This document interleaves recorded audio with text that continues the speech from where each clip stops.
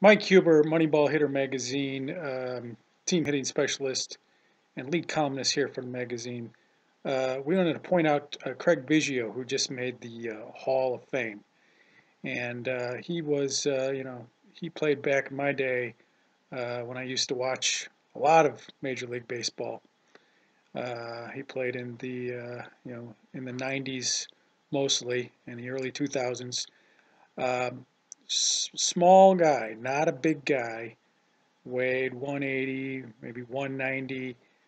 He might have got up there to 200. I don't know. I know he lifted a lot of weights, but wasn't a real tall guy either. Second baseman, um, power hitting second baseman. He didn't hit a lot of home runs. He hit about maybe 15 every year, but he hit a lot of doubles, and I think he was like top 10 all time in doubles.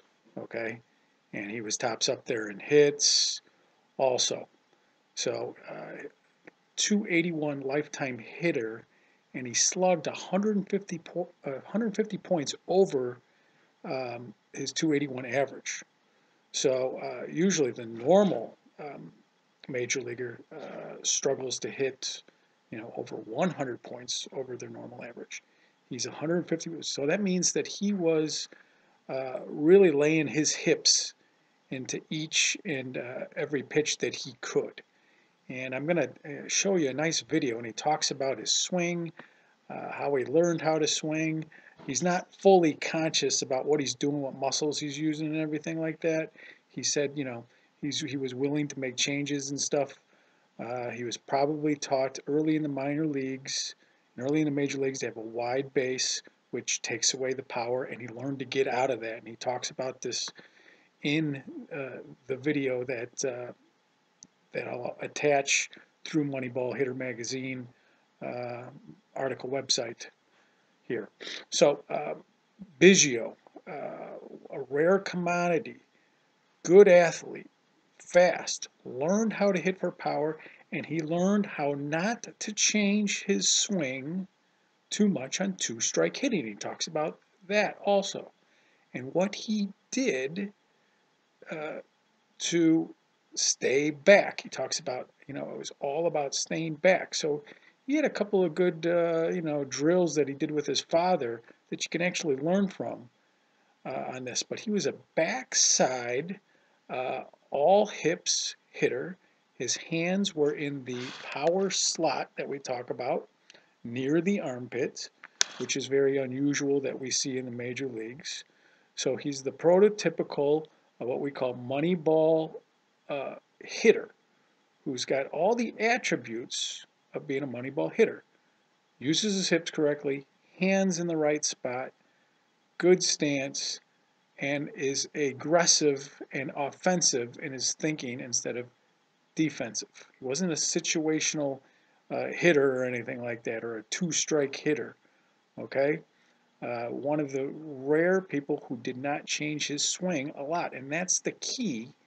Um, is more quality swings. He had more quality swings than any other second baseman out there, probably in the history of the major leagues. He did not change his swing. He knew his swing really well, and he didn't revert to other different types of swings, push swings, hit and run swings, situational hitting swings, two-strike hitting swings. Okay, we've been saying this all along here at Moneyball Hitter magazine that your muscles have to learn the most powerful and most controlled way so it sticks.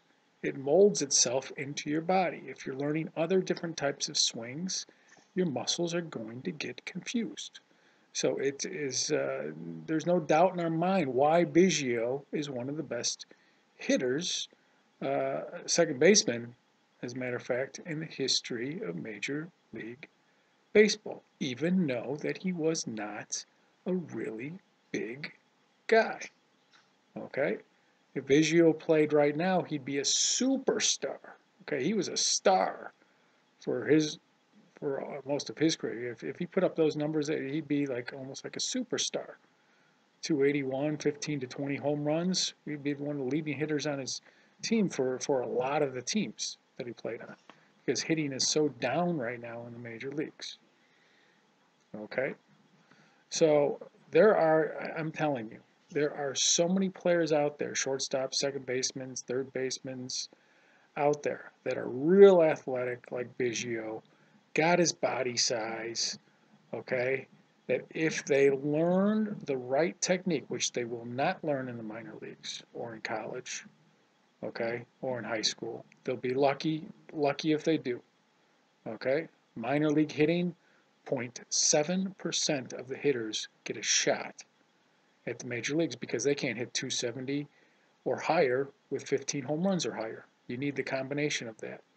Uh, Biggio could, and once he got to the major leagues, he learned how to sustain those types of numbers. I can't tell you how much easier it would be for us if we had a bunch of Biggio type of athletic people that maybe didn't know their swing or didn't know what they were doing in the swing to be taught what Biggio was doing in his swing.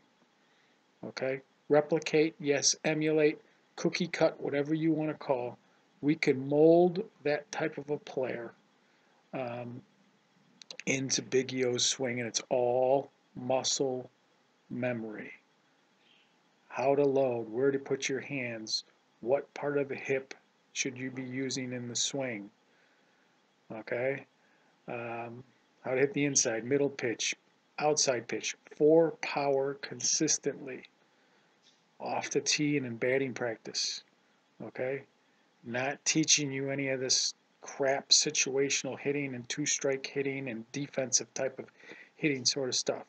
There are millions of Biggios out there right now, and they are just, most of them are just, they're dumbfounded by all the training that's going on out there, and there's not a lot of Biggios out there anymore. Okay? You got to get the right type of training for that. Okay? So, we at Moneyball here are a little sick of watching all these great athletes go down the tubes because they're getting the wrong information. Okay? Craig Biggio, congratulations. Look at, go to Moneyball Hitter Magazine if you're looking at this on YouTube, and look at the video that I have of him talking about his magical swing. And then we'll supply a nice article so you can read about Biggio's numbers and stuff that he put up. Okay, 281 hitter, 150 points over his batting average and slugging percentage.